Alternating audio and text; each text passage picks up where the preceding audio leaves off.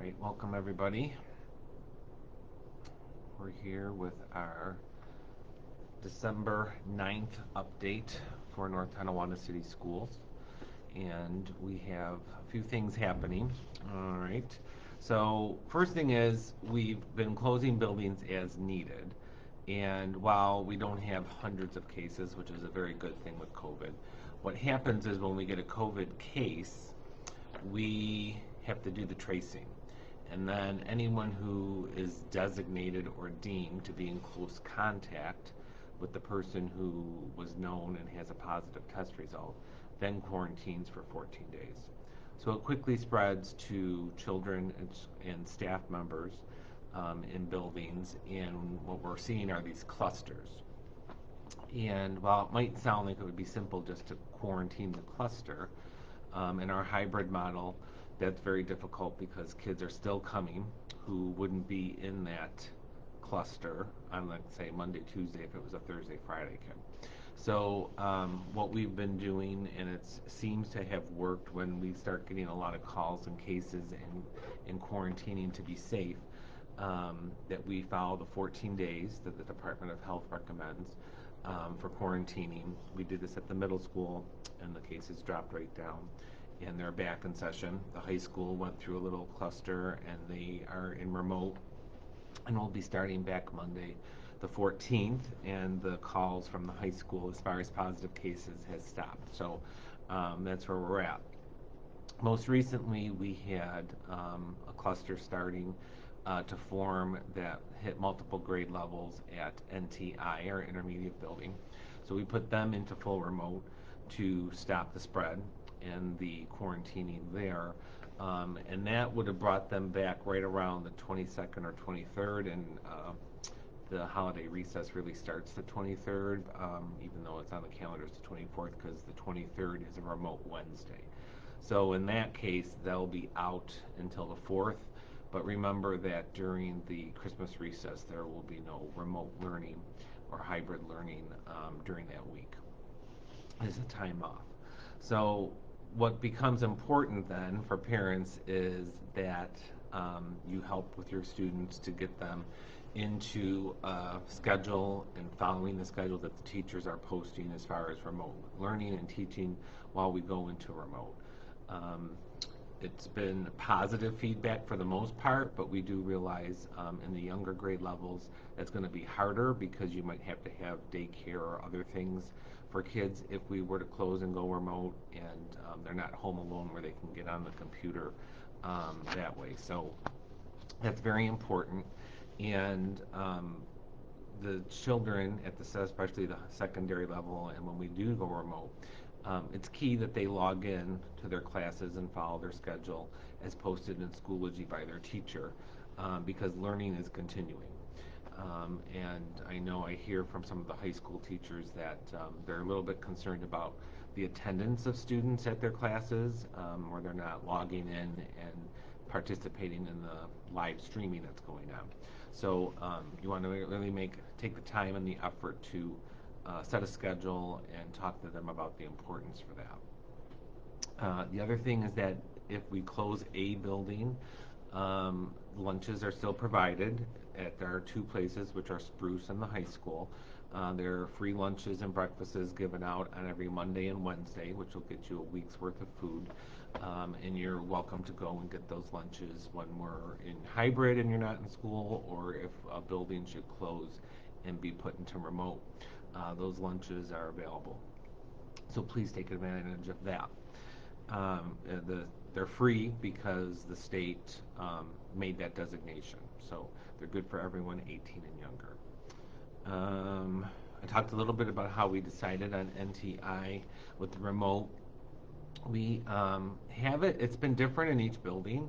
In some cases, it's been adult spread, and then we lose a lot of staff, and so that makes it very difficult for schools to stay open. I know a lot of the Niagara County superintendents were talking about that piece as well. It's not as attractive for substitutes to come in during COVID, and when we start losing 4, 5, 6, 7, and plus staff members, the coverage isn't there because of the social distancing. We can't double up classes or combine classes and put more kids in a class to have the coverage. So school districts are struggling that across the state.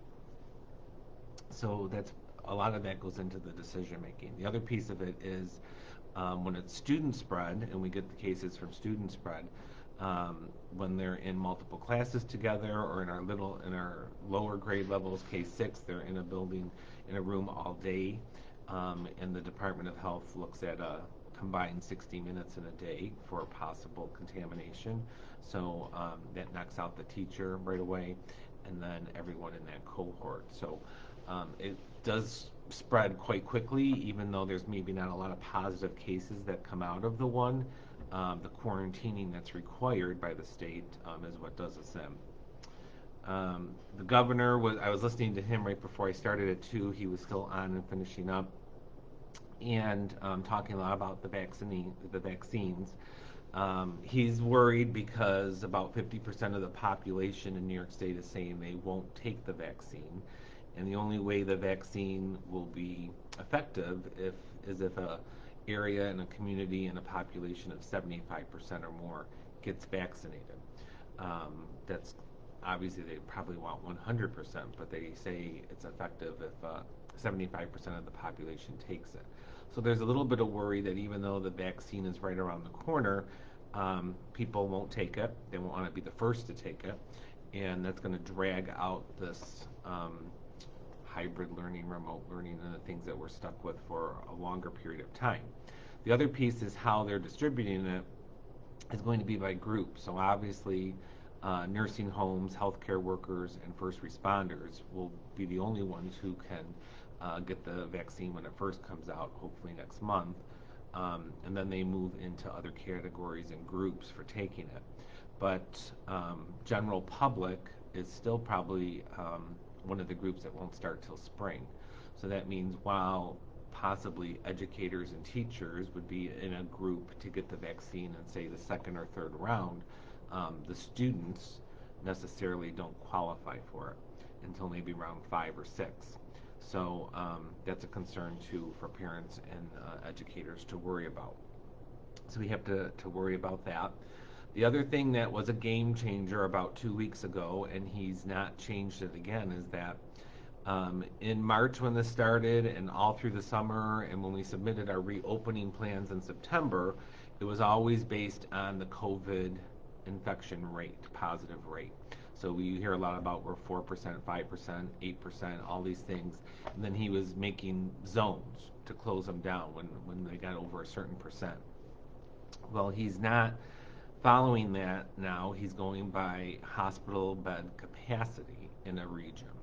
So just as an example, I'm making numbers up right now, but if Niagara County had a 20% in positive infection rate, but we had a really dense hospital bed formula, where means we have a lot of hospital beds in Niagara County, we could stay in yellow or not even be a color, because he's going to base it on the capacity of hospitals. So that's a big game changer because we don't know those numbers, right? And he talks a lot about how they can make more beds and they can take floors over and do things like that. So when talking with the Department of Health this week, they're as confused, I guess, at times as we are, where they're trying to figure out that formula and that ratio, because obviously the positive cases plays into the math formula against hospital beds for if you're orange, red, or yellow zone.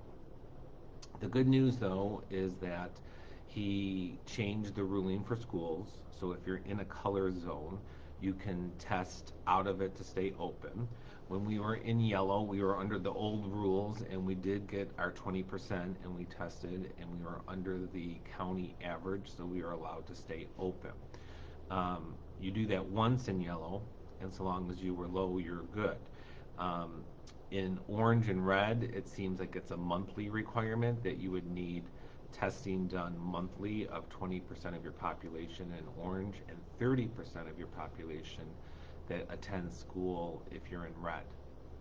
So we did apply and became a site for that sort of testing. Doesn't mean we can do community testing, but we can do one very specific type of test, which is the BINAX test. And we can do staff members who are coming to school and students who come to school. So we will be able to test if we should go orange or red to stay open in the plan we currently have. I'm gonna look at some questions here. Okay. Why can't you enforce a teacher? Why can't you enforce a teacher for remote kids? I think that means hire a teacher for remote kids. So we were in a realm where the plan that was submitted did not provide for that budget-wise, and the budget does not look good. If you listen to the governor too, the state's going to be in trouble. So we did reutilize some of our remedial staff to offer more remote teaching that's going on. I know a lot of synchronous learning is going on at the secondary level, 7 through 12, so they do have their teacher. And then at the elementary level, we are looking to add 2 hours a day of contact time with a certified teacher.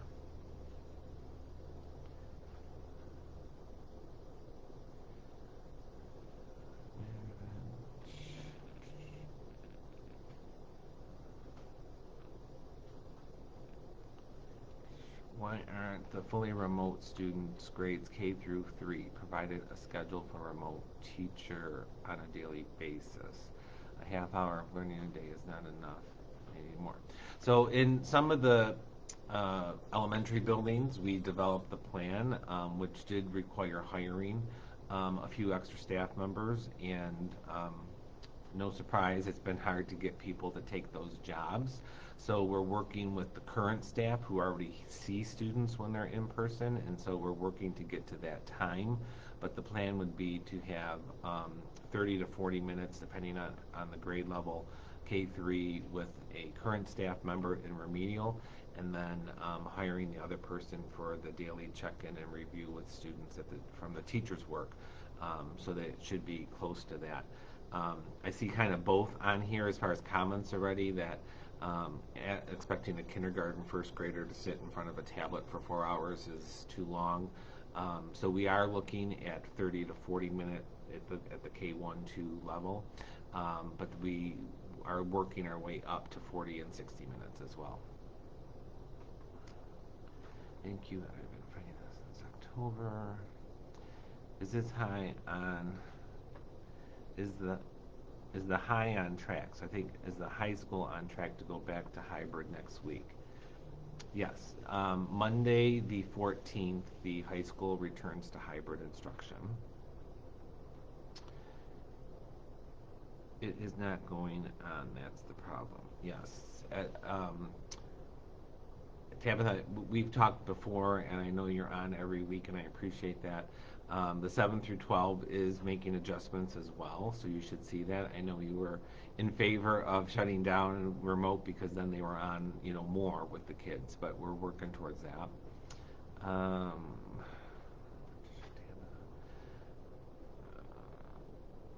Okay.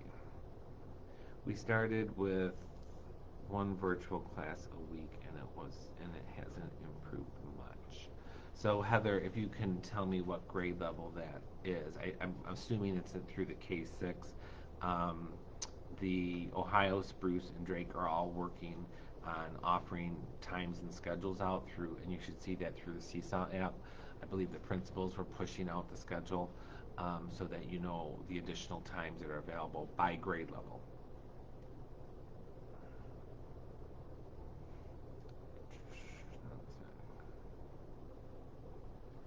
Okay, so this one's asking why teachers can't teach from home when there's children's schools closed. They're not sick, just home due to schooling. There's the school closing. The children do so much better with the live learning iPad. So there's a lot that goes into personnel and finance pieces of it, right? So since they wouldn't be able to come Monday through Thursday, a teacher, because they need to be home, there's the cost of the sub to put in the building when they're there as well. So we just feel that it's cleaner if, like, if a teacher were, say, were to go on a maternity leave, a sub is brought in, and then there's a consistent force that way. So while I know the plans aren't great for everybody, they are the plans we've been working with since September. We did have a lot of meetings with especially the K-3 building to see what we could put into place to improve it. And these things are just taking longer than we thought because of some staffing issues.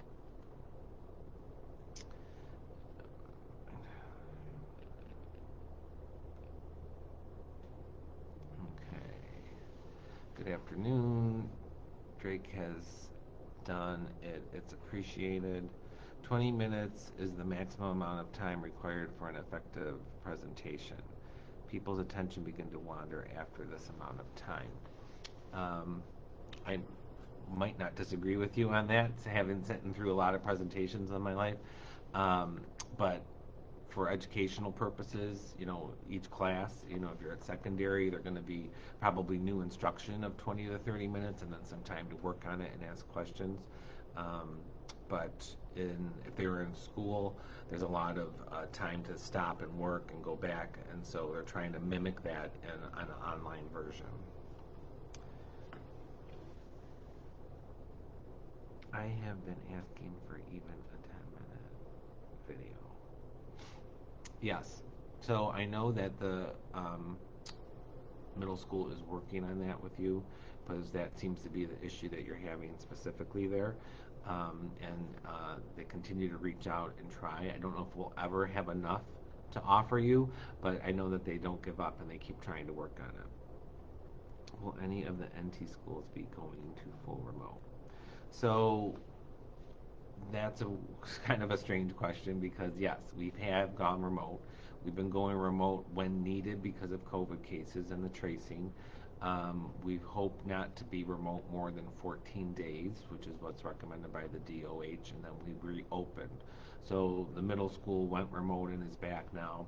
The high school is currently remote and will be back on Monday and stay open hopefully for as long as possible. And now, right now, because of some COVID cases, NTI is in remote and will come back after the Christmas holiday.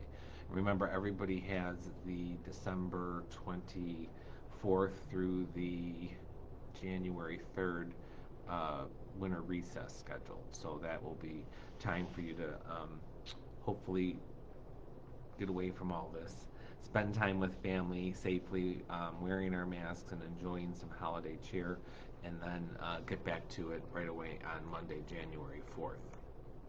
So there's not a ton of changes, except that we are closing a building as needed when we get the COVID cases and the required tracing that goes along with it. That puts us in a place where we feel it's safer to close than to stay open and get more and more cases where then they're closed maybe for more than 14 days. So we're trying to keep the buildings open as much as possible. Bonnie, thank you for the comment. Thanks for doing a great job. To know what is the plan, I'm sure others would like to know and have some frustrations. My daughter is fully remote, and since NTI closed down, she's loving the schedule with her teachers live throughout the day, with everyday math and ELA, and every other day switching between science and social studies. Great job, staff. I do know they did work a lot on that, and whenever you're always ready, but once the call is made that we're going remote, I'm sure there were some bumps and bruises along the way, and technology is never perfect, but we do appreciate that positive comment, because I know they worked very hard on it, the staff, to do that, and try to keep the kids moving along the curriculum, right? We want to make sure we're providing a year's worth of curriculum, even in these difficult times.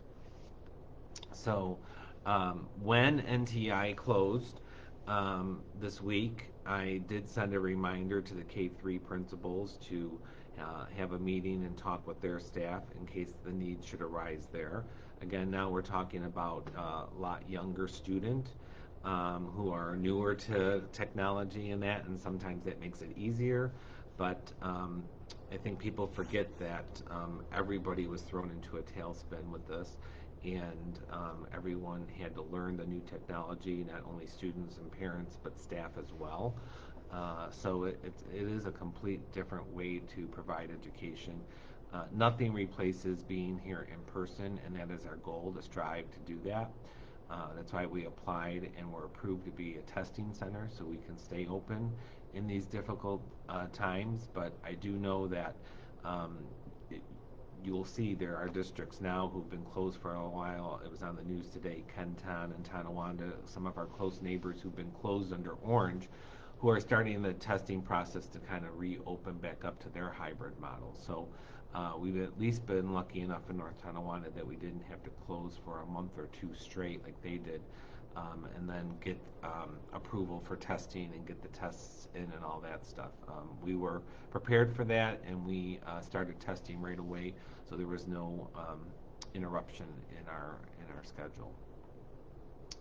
Do any students assist with remote learning? I used to teach film production, and it seems like the perfect opportunity for students to learn and help at the same time. So I'm sure friends are helping friends. We're not trying to put people in face-to-face training things when they trying to keep people as far apart as possible. So we do try to do a lot of remote.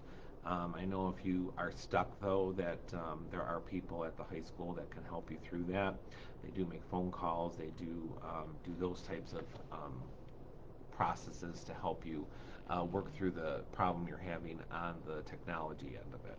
So right now, using students is not part of it, but I'm sure I've heard stories where students are helping the teachers with things, and I'm sure they're helping each other.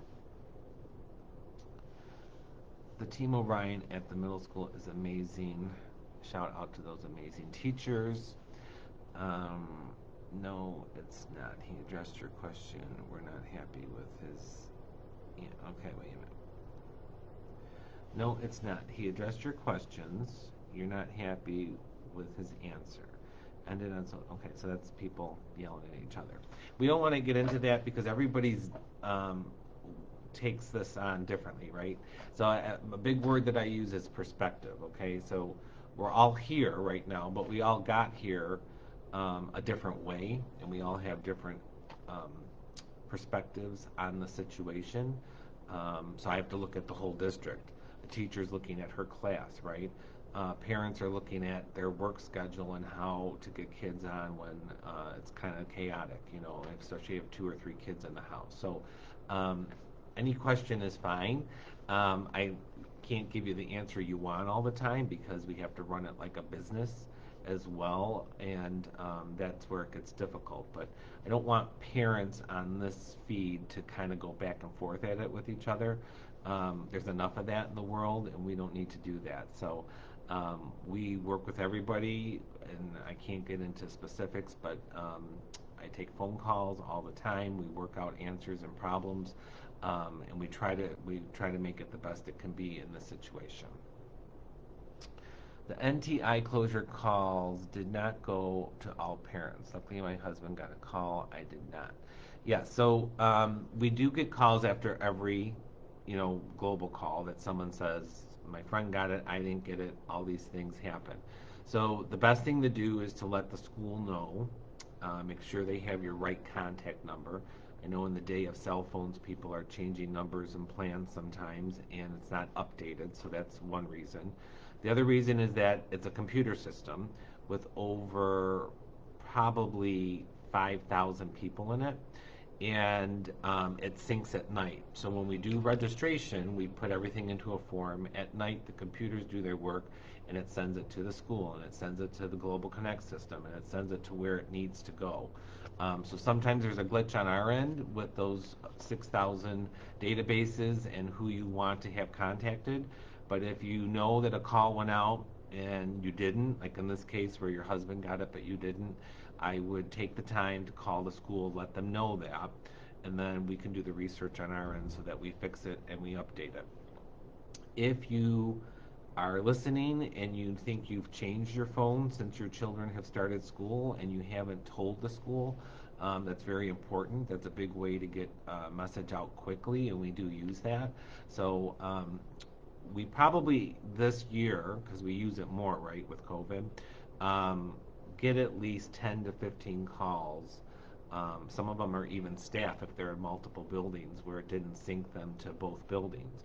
So we're trying to input the best we can, but then some of it's left up to the computer, so then we have to go in manually and place them in the list. So we apologize if you didn't get the call, but we work daily to fix that. We have people who work on that every day.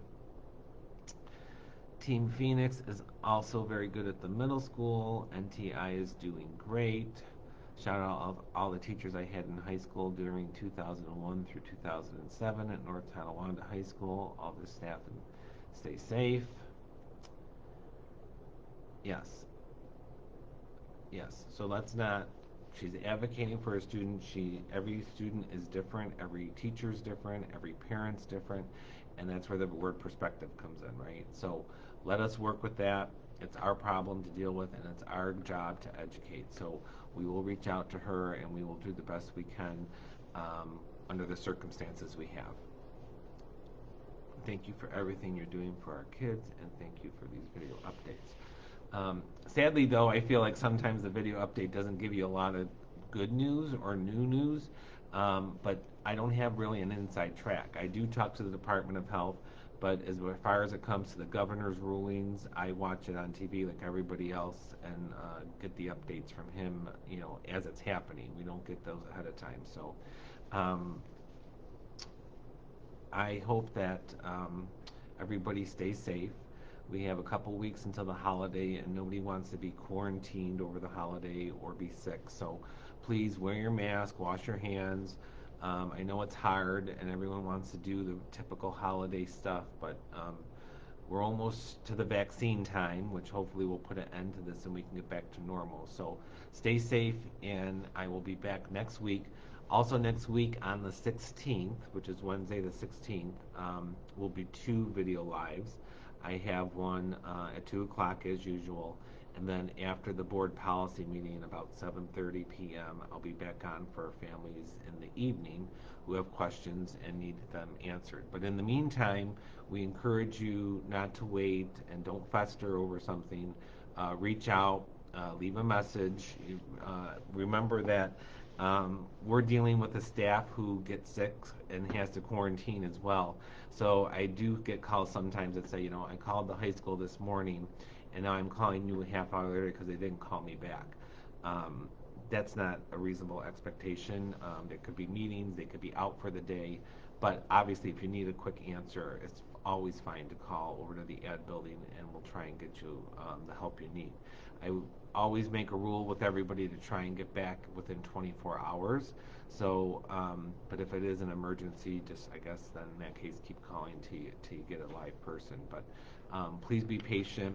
I know it seems like this should just flow and everyone should get everything they need, but teachers have families, teachers get sick.